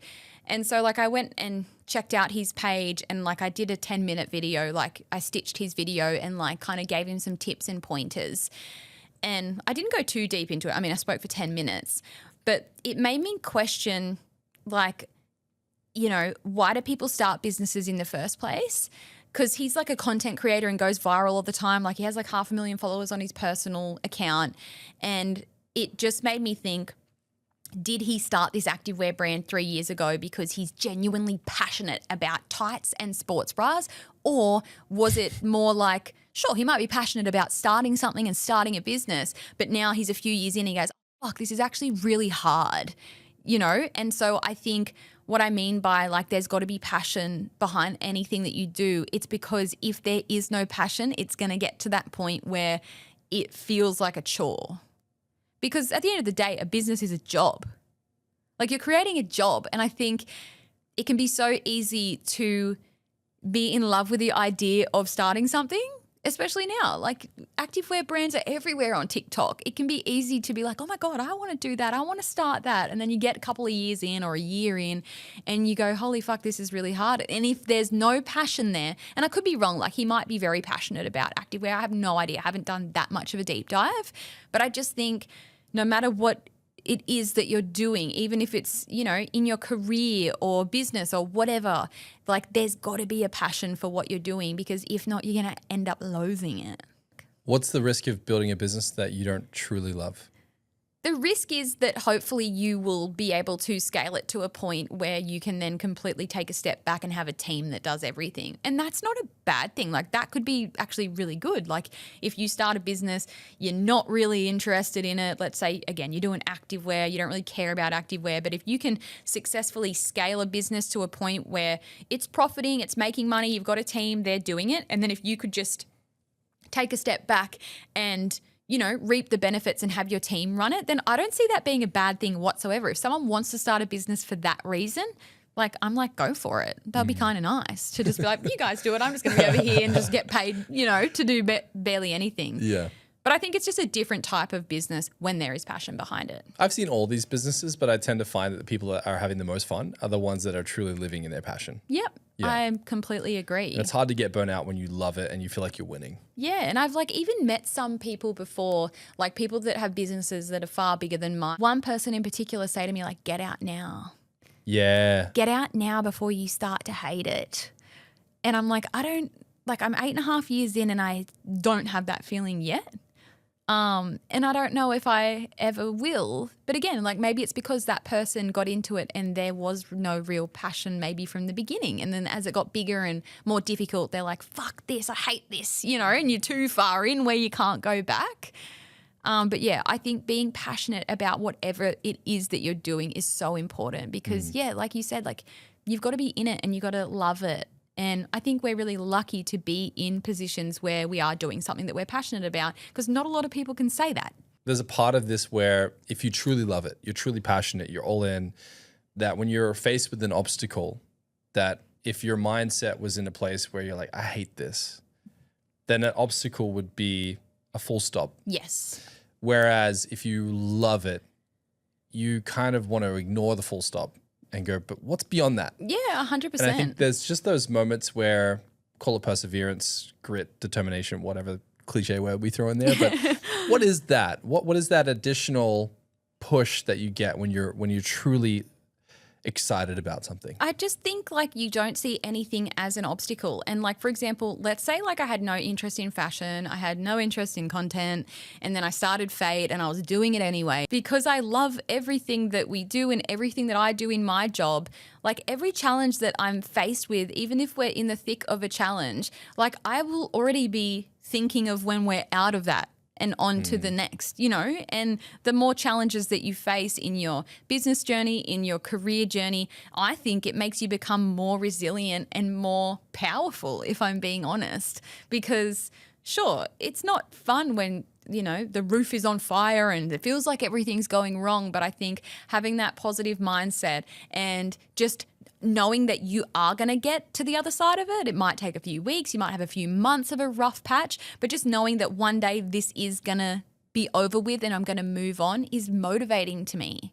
And like getting through a challenge, dealing with a difficult situation, whatever it may be, like just and navigating how you're going to deal with that. Like you learn so much for next time, like I think business is nothing but just doing and learning and making mistakes and going, I handled that terribly. Next time I'm going to do it this way. Like it's a growth journey. And again, I keep circling back to confidence, but like my business journey has just made me more resilient and build more confidence. And you do a lot of self-reflection and, it makes you realize things about yourself, even things that you might not find to be that great about yourself. Like it will highlight your best traits and your worst. But I see it all as a positive thing. Thinking back to your journey over the last 8.5 years, what have been those traits that you've highlighted that you've been impressed by about yourself? And then perhaps the ugly ones that have reared their head that you've had to deal with? Rushing things and trying to just do it quickly, getting in people's way and being a control freak and just saying, I'll do it, and not thinking about how that might make someone else feel, because I would typically be the kind of person, like let's say there's someone on my team and they're doing a task, but it's a task that I've done 100,000 times and I can do it in 2 seconds. And me going, it's all right, I'll just do it. And like type or whatever it is. And me just seeing that as me helping out and getting it done quicker, but not understanding that that might upset that person. That's like been one of my biggest things. And I think a lot of business owners will be that way because we're just like, get it done quick, I'll do it. I've done it 1,000,000 times before, but that can upset other people. And that's like been a big realization for me, is like, yes, I could probably get it done 10 times faster and then we could move on to the next thing, but I've got to let that person do it at their pace. Because otherwise I'll just be like a bulldozer and upset people along the way. Being impatient, I would say, is another one. Again, just like always want to get shit done really fast. And good traits. A good trait of mine, I would say, is being a team player and never being afraid to get my hands dirty no matter what it is and just help out. I would never see myself being that owner as like, I'm not doing that. Like, that's your job. You do it. Like if someone said, can you help me move these boxes in the warehouse? Or can you help me with this staffing issue that I've got going on? Or can you help me with this email that I'm typing back to a customer because they've been a bit upset? Like there's no task that I will say no to. And I think that's probably one of my best traits, is the willingness to do anything. And I think to be a good founder, you've got to be that kind of person. I would agree. And it sounds like you're at a stage now where now the team's evolving, it's scaling, and you're bringing in other people to have that experience or that opportunity to do some of that chaos management that you exactly were right. Because you now. can only manage the chaos for so long. Like, now I can let other people do it. Okay, now thinking about your background and what led you to this point. Yeah. I always find it fascinating what I guess entrepreneurs experienced early on to shape who they are and how they tend to look at the world. If you're thinking about yourself and how you show up, what do you think defined you or shaped you early in your life that has allowed you to have so much optimism and so much joy for what you do? Yeah, I think a lot of entrepreneurs have like a similar experience to me. And it's always like really surprising but not surprising when you hear about like a lot of founders that always seem to be like chasing the next thing. Is like, I think a lot of us come from like not having a lot of family support. So when I was young, my dad and I went through a lot of periods of not talking and talking again, like on and off from probably like 9 or 10 years old. And I think back then, like dealing with something like that, like a very hot and cold relationship with your parent, it's going to build some sort of resilience in you. And then when I was 14, he stopped talking to me like once and for all. Before that, it was like we wouldn't talk for 6 months and then we'd talk again. It was like a toxic relationship, like, hey, you want to come back over now, you know? And so when I was 14, he stopped talking to me like full stop, like just indefinitely. And I remember I struggled a lot with that back then, like through my teen years, and like I was angry and I hated him and I hated the world, and like I went through a lot of milestones, you know, like getting my L's and learning how to drive and going to my school formal and all that kind of stuff. And I remember being like devastated and angry that he wasn't there for any of those moments that he was supposed to be.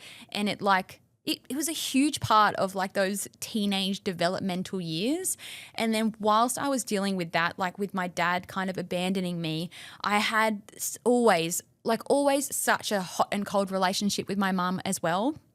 And like before my dad stopped talking to me, I found myself getting flung between my parents, and if mum was pissed off with me, she'd drop me over to my dad's. And then when he had enough of me, I get dropped back to mum's. I felt like just a pawn, like being flinged back and forth across the chess table. I don't know if that's the weirdest analogy ever. I just felt like that.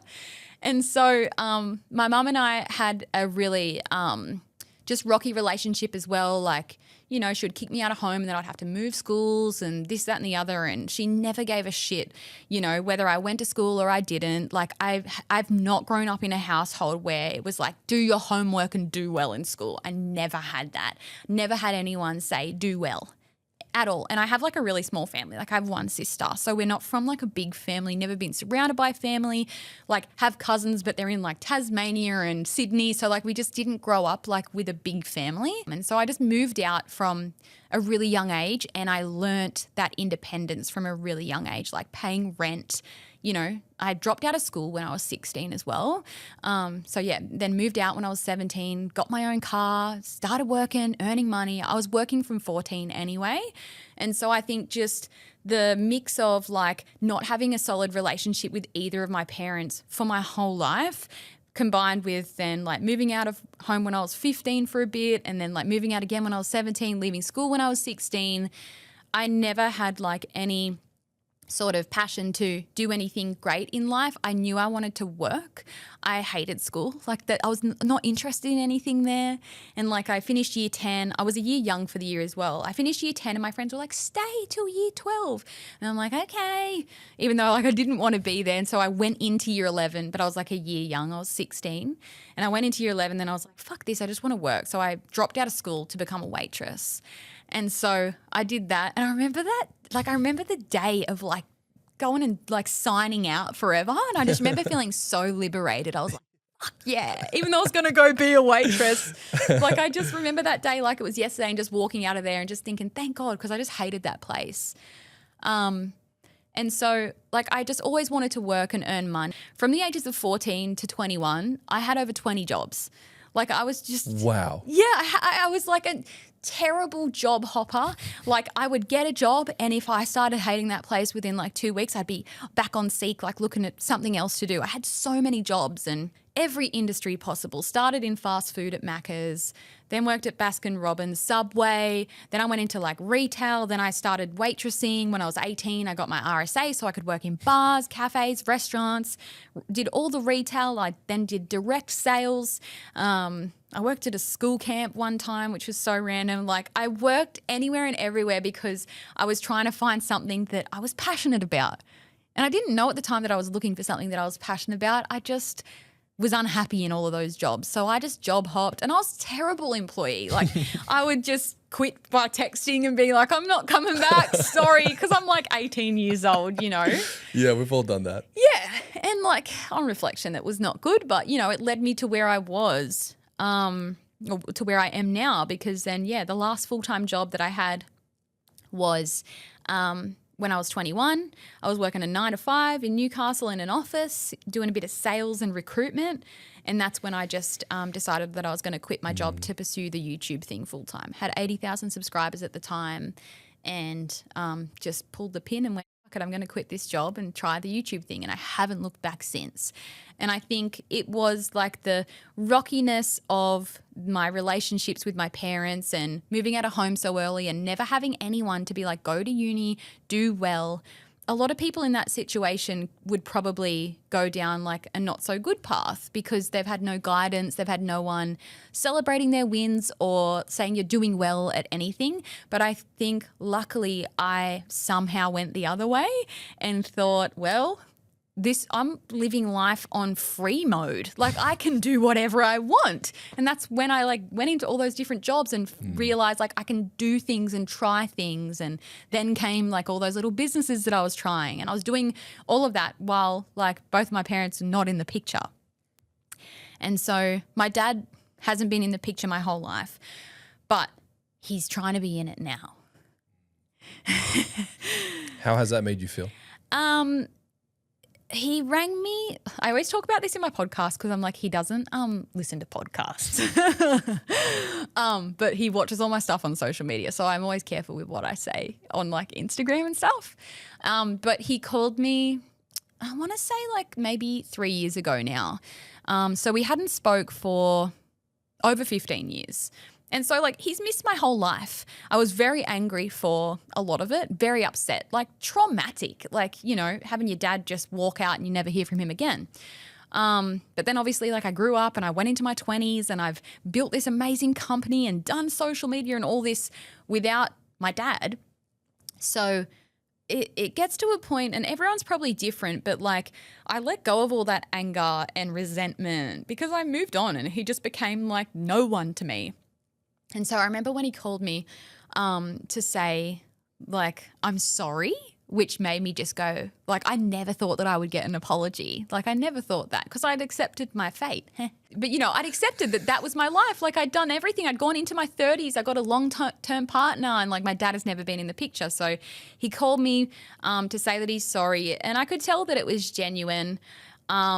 I haven't ever said this before, but I feel like this is a safe place to say it because we're like at the end of a podcast, so he's not going to hear it. But I went and saw him at his work, and it was like the first time that we like had seen each other kind of thing. And I went to see him and he just like burst into tears, like the first time that like I saw him. And I didn't know how to act in that situation because it was so awkward because I'm like, oh, what do I do? And so I like awkwardly like pat him on the back. I'm like, it's okay. I should be the one fucking bawling my eyes out. And so that was about 3 years ago that like he reached out, and I have felt really neutral about the whole thing. I thought that maybe like I'd always think, you know, one day if my dad reaches out to me again, is it going to impact me? Is it going to send me on a spiral? Is it going to open a can of worms that I've like put in the past? But I've felt quite neutral about the whole thing. Obviously, I've kept him at an arm's length, and I think he knows that as well. And he has said to me, like, I know that things are never going to be what they were like because the last time we were in each other's lives, I was 14 years old. So now, you know, we just kind of text every now and then. He might send me a photo of something random. And then we've gone out for a dinner a few times. Like he has a lovely partner who's like relatively newish, and so she's lovely and I've met her. And yeah, I would say like it hasn't healed me in any way, but it also hasn't affected me in a negative way. I feel really neutral about it. And I think if anything, it's probably been healing for him. And I've had some people say like, do you think he's just reached out to you because now you've had all this success? Like I've had people say that. And I'm like, honestly, I don't think so, because what's he going to get out of me? Yeah. And my mum is not in my life right now. Again, it's just like been like this my whole life. But I think at the end of the day, you know, if I could have my life any other way, I would 100% have a mum and dad that have been in my life for my whole life. I feel like it's a huge wasted opportunity because like I feel like I have a lot to offer, and like I look at people that do have great relationships with their parents and I just think, oh, like I would love to do that, or I would love to spoil my mum, but I've never had that. But in saying that, you know, despite not having, that relationship with either of my parents that I wish that I could have. I've had so many other amazing people in my life that have kind of made up for that. From my partner to like family that's become my family, even though they're not my family kind of thing. Like I've definitely learned that you can choose your family. And sure, I'm like bummed about it because I feel like I'm an awesome daughter and like I have a lot to offer, but you can't have it all in life, right?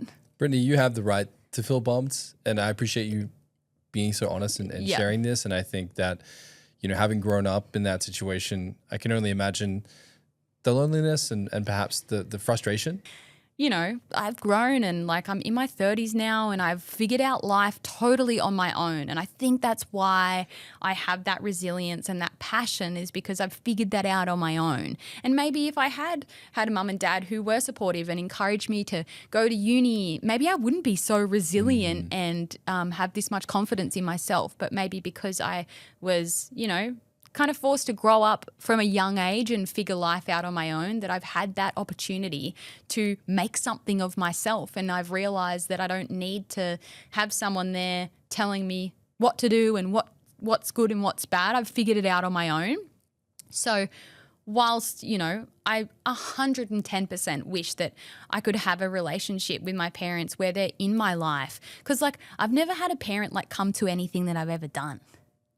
Like any keynote, any store opening, like bless him, it's like AJ there clapping me onto the stage, you know what I mean? But of course I would wish that I could, have my mum and dad there going, yeah, as I'm going up onto the stage. There's a quote that comes to mind for me, and it's that the greatest test in your life will become your greatest testimony. Yes. And I think that perhaps someone might hear this today and it might inspire them to do something with the energy that they have. And I think there's another quote that comes to mind, and it's Jim Rohn. He says, never underestimate someone and how far they can go if they have a chip on their shoulder. True. I think there's energy when you think about rage and you think about pain. It is energy. Yes. And you have to channel it Yep. somewhere. What do you think that was for you? Because clearly there was energy. Yes. There was a point to prove. I think like there would be that deep underlying reason of I'm going to prove to them that I can do it. You know what I mean? Not that that's ever been openly my motive. But I think that would be the driving reason as to why I've done all that I have. It's probably because I've felt like I needed to prove something to my mum and dad. Wow. Yeah. How do you think that has shaped how you look at business? I think it's shaped me into everything. Like I think that's the reason I am the way that I am, is because I've grown up without that like support and guidance. So I think it's shaped everything about me, the way that I look at things, the way I try to have a positive outlook. I think that would ultimately be my reason why I do what I do and the way that I approach everything in life, if I'm being completely honest. Well, if I'm being honest, you're absolutely killing it. Oh, thanks. Your name comes up often in my friendship circles and those I do business with, even when we're working with a lot of female entrepreneurs and I ask them, who do you look up to, who inspires you? Your name comes up all the time. Yeah, I'm not just that's saying so that. nice. And again, like Yeah. never set out to do that. Again, like I've been doing this for so long. I never went in with a motive of like, one day I want to inspire people and get them to, be confident. But I'm so glad that, me starting my journey on YouTube when I was 15 has led me to where I am now, where I can, inspire others to like just get out there and give it a go. I think so. And I think the universe or whatever you believe in has a weird sense of humor. Sometimes I think The universe has a weird sense of humor. I think so. Yeah, you know what? Life is pretty funny. You can draw so much power from that. So much power from that pain. And I think that whether it's conscious or unconscious, you're definitely inspiring people in a deep way. Yeah. And I think that your passion for your business, your passion to help your team, your passion to show up for them and to not let them down, perhaps that stems together. I'm not sure, but I think For sure. you're clearly on a mission to help people and do some good. Yeah, I definitely feel drawn to helping people, and especially now at this stage in my career where I am leaning more into with my content, like helping others and giving advice, and through my business podcast as well. Like I really love kind of just, you know, talking about everything that I've learned. And if that inspires someone or teaches them something or gives them something to save on TikTok, and like, oh yeah, I love that, then I'm like, I'm all for that. I love that. And the last thing I want to unpack is around that and how much you love to give to people. And recently you had a event. Yes. And I think that what you were able to create with it, the success that it had, how it tied into zeitgeist and pop culture is very clever. Yes.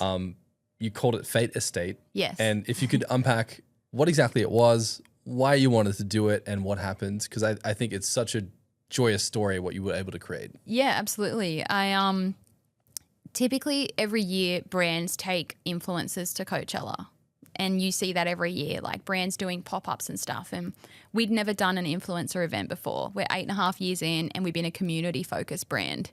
And so I thought, well, maybe this year's going to be, well, this was last year, but maybe 2026 is going to be the year that we go to Coachella and take some influencers and, you know, launch a festival collection and, you know, finally do that, because it's like aspirational, I guess, for fashion brands and e-com brands. And then I kind of started looking into it and I thought, nah, like this is way too hard to like take people to another country. And so I thought, well, what if we just created that same sort of Coachella feeling, but we just did it in Australia? So that's how the idea was born. It was that we were going to go to Coachella, and then I looked into it and went, fuck that. So we thought, let's create that same sort of festival feeling. Let's do it on the same weekend as Coachella, but do it at home. And so that's where the idea of Fayt Estate was born. We designed a festival style collection, and we then made it our first ever kind of influencer event. But of course, we included community as well. So we did like a big giveaway and people won, like we gave away 4 double passes. So 8 of our community members came along as well.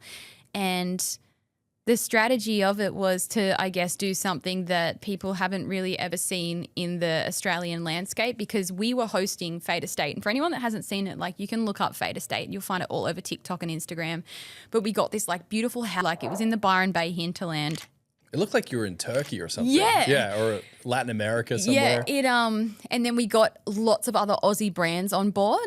But we kind of wanted to throw like what felt like a bit of a festival, but for brands, and like almost like a PR festival. So we had all these amazing brands come on board and like do activations on the day. So each brand that was there, they had their own like little, like a stand or a stall kind of at a market. But they were all like interactive. And it just went bloody amazingly. And you can go like look it up. If you just look up Fayt Estate on TikTok, like you'll just see like the amount of coverage and videos that came out of that one weekend was just like nothing I'd ever seen before. Like it absolutely blew up and took over the For You page.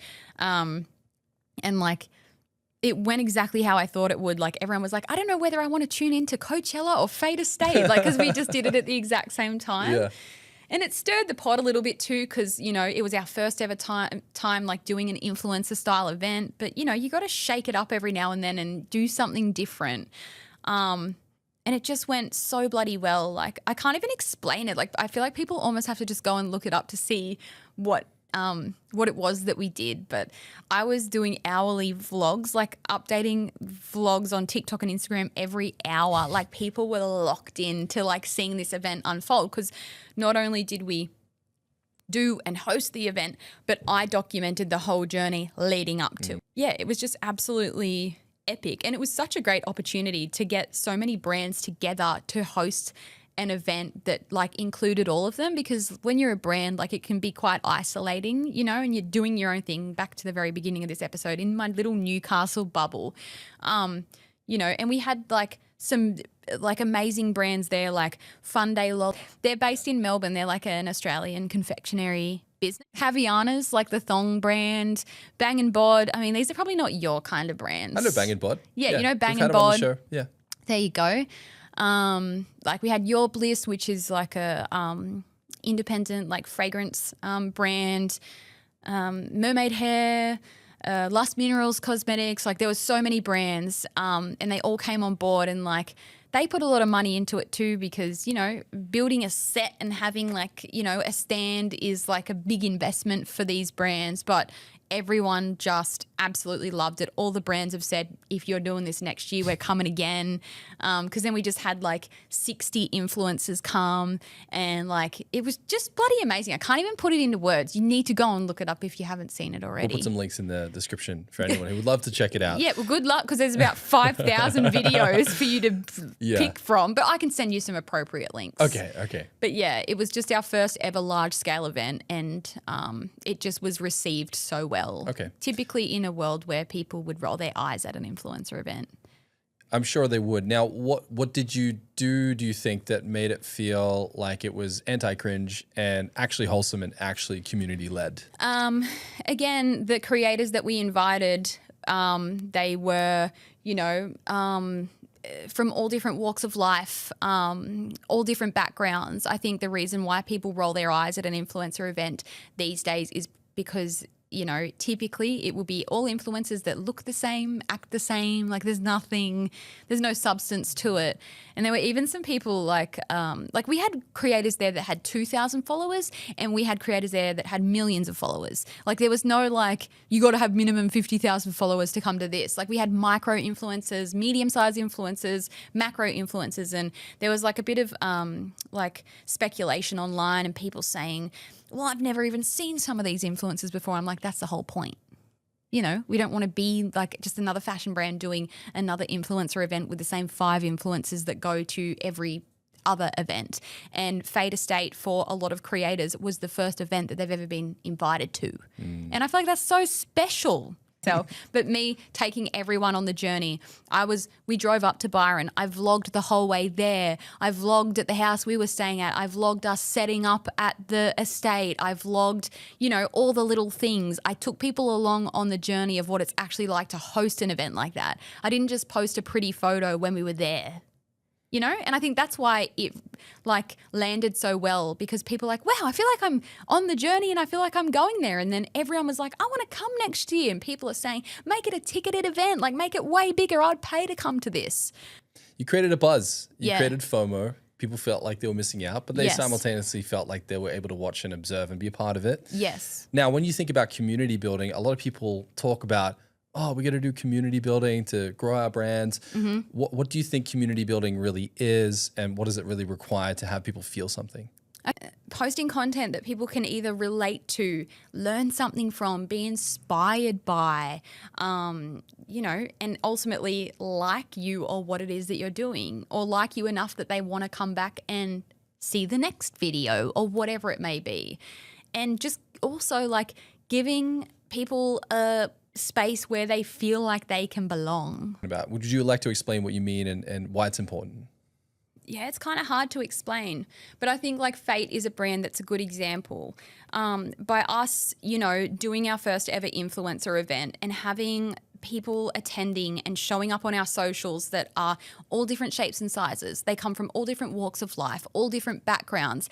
That and creating content of that gives people who are watching online a space where they feel like they can potentially belong, because maybe they're seeing themselves in some of the people that are in that content. Like being able to join a tribe or finding my people. Yeah, being a part of something. Whereas, if a brand is doing an event and all the guests in attendance all look the same, they have the same body shape and size, and they all have the same hair, that isn't really building a community, because a lot of people will feel like they wouldn't fit in with that image. You know what I mean? Yeah.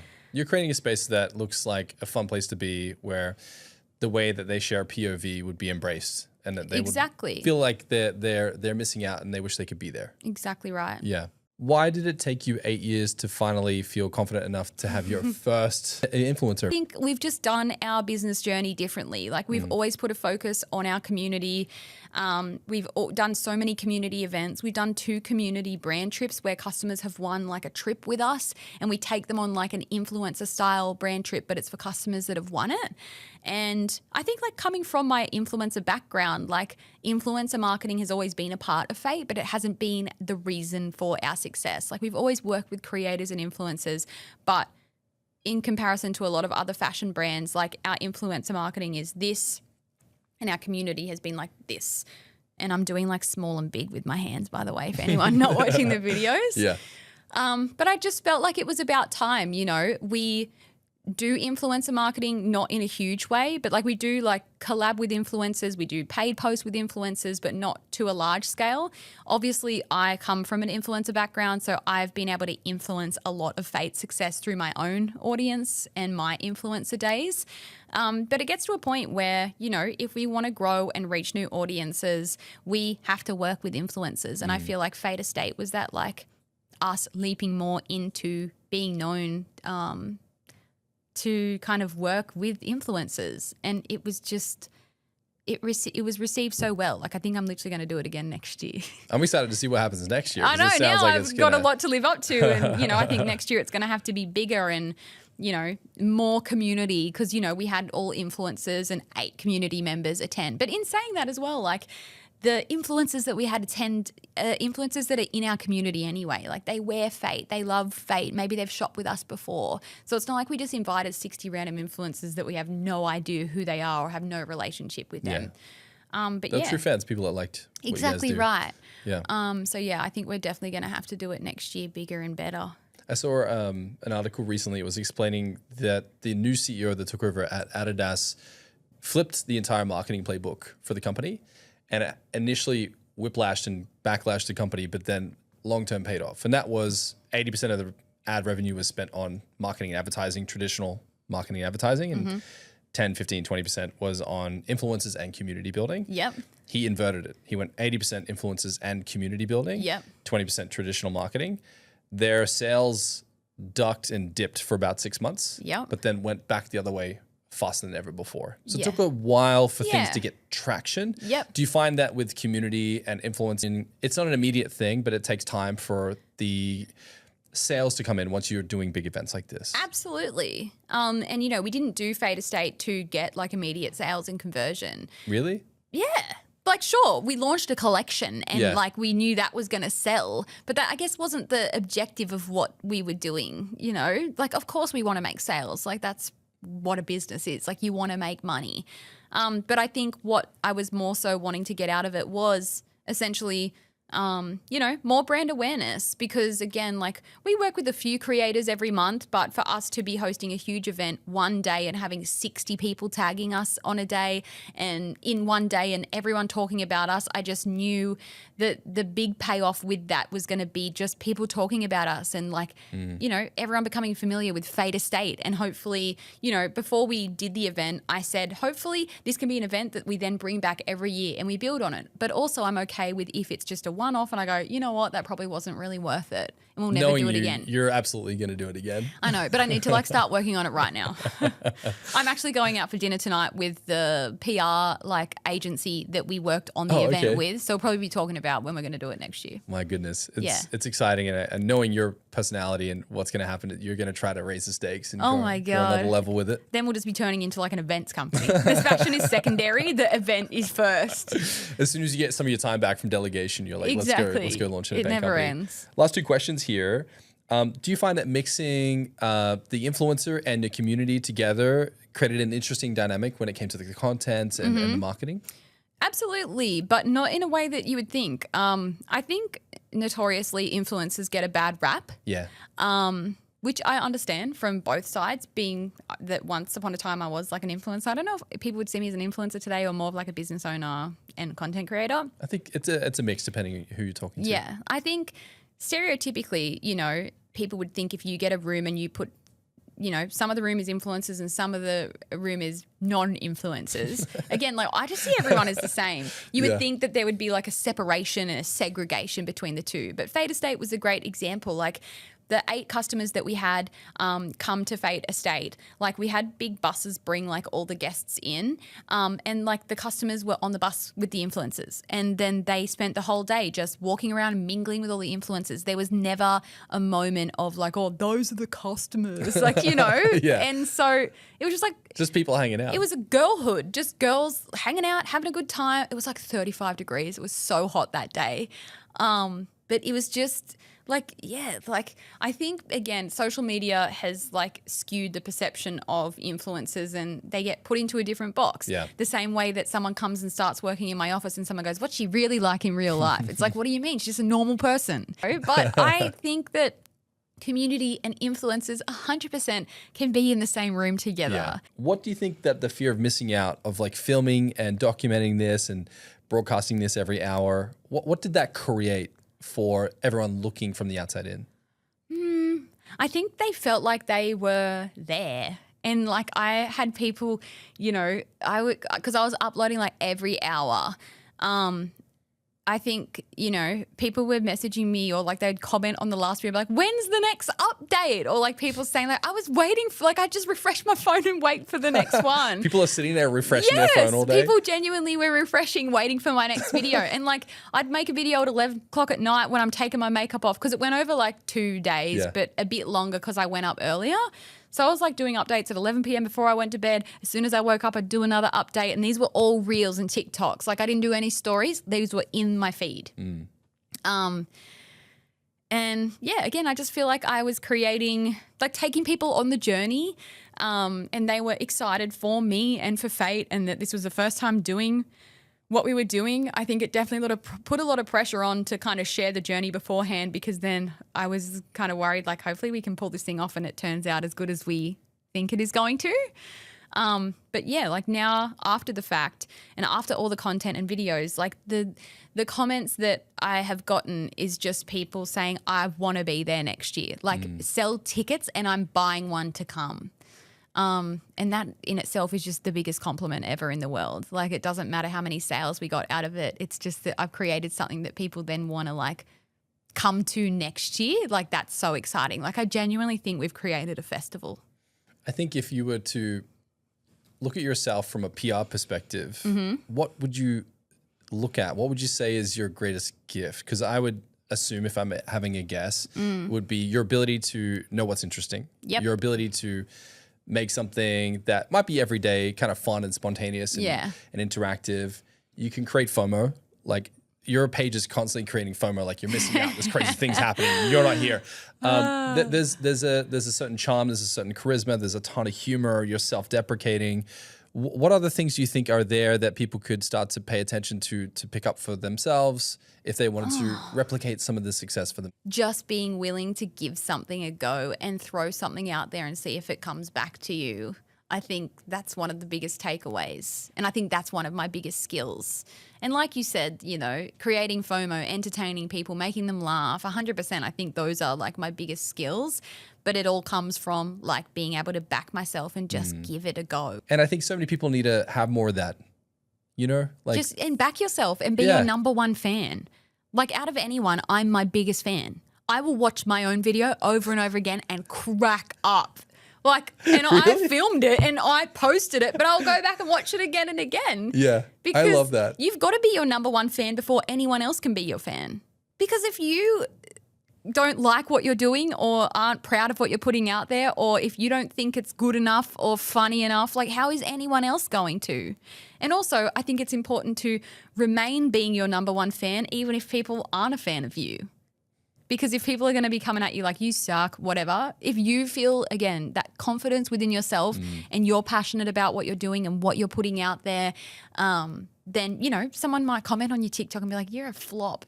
And it's just like, I don't care because I like me. I'm proud of what I'm doing. I think I'm hilarious. Like I'm cracking up at my own videos. Then you're going to be unstoppable. Have you had bouts of people saying negative things or people being nasty? Yeah. Even when we were doing the Fayt Estate thing, like there, of course, was all the people. Because before Fayt Estate even happened, because I've been hyping it up for weeks and taking people on the journey, people were making TikToks about it before it even happened.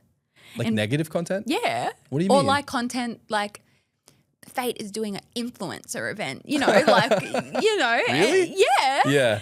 And like the customers that came, like they won accommodation. Like we gave them free accommodation for 2 nights in the Gold Coast, but it wasn't at the Fayt Estate house. It was like, you know, on the Gold Coast. And people are like, why didn't they get to stay at the fancy Fayt Estate house? Like, you know, people always have something to say. Yeah. No matter what you do in life, people are always going to have something to say. Literally no matter what you do in life, someone will always have something to say. So you may as well just do it anyway. A lot of people get scared that when they start making content that this is going to happen. Yes. And you're saying that it's a daily occurrence. Maybe not every day I'm not getting negative comments, but I would say like pretty often there would be like people just saying something or having an opinion on me or what I'm doing. But like, I'm never going to let that stop me from doing what I want to do, what I'm passionate about, what I'm confident about, because it doesn't change anything. Sure, if I've done something terrible and the internet is trying to cancel me for it and call me out for it, go ahead, call me out. I deserve it.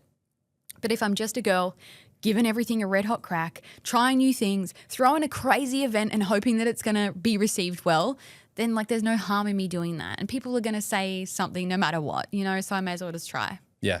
I just love the way you look at it, the way you're like able to brush it off and not be afraid to just continue to do what you love to do. Again, I think that comes from years of experience. Yeah. And 18 years of putting myself out there. I've got a thick skin. You get a thick skin after a while. Exactly. People say some crazy shit on the internet. I know. And especially now, like especially on TikTok, like TikTok is unhinged. Yeah. You watch a TikTok now and you're like, oh, I can just picture what the comments are going to be like. You open the comments and it's fucked. Yeah. Okay. In closing, a question we always like to ask is, as a guy who runs an agency, I'm obsessed with hanging out with people that take agency in their life. When you think about taking agency and doing the thing you want to do, the way you want to do it, what does it mean to you? Just starting, even if you feel like you're not ready. Like, I think a lot of people can get caught up on feeling like they've got every box ticked and all the ducks in a row and like then they can start. But I think to me, it's about getting started and then figuring it out as you go and picking up the pieces as you drop them along the way. Because, yeah, I think it's the fear of failing or the fear of what people might say or what will my friends from school say that stops people from actually just getting started in the first place. But I'm all about just like getting started, even if you've just got the bare bones of whatever it is figured out, and then just learning the rest as you go. Because that's like the beauty of life and business is like no one knows how to run a business. No one's born, you know, knowing how to run a business. You just have to learn that shit as you go. So, yeah, agency for me is just like starting even when you feel like you're not ready. Well, Brittney, it's been a pleasure. I love your radical optimism. I love what you're doing with your events. I love what you built with the brands. And I'm excited to see what you do next year. You'll have to get me on in like another year and a half and we'll do another reflection on what I've been up to. Let's do it. It seems like it needs to be a ritual at this point. It's been about a year since you were here last, so let's do that. We'll do it. Thanks for having me. Bye.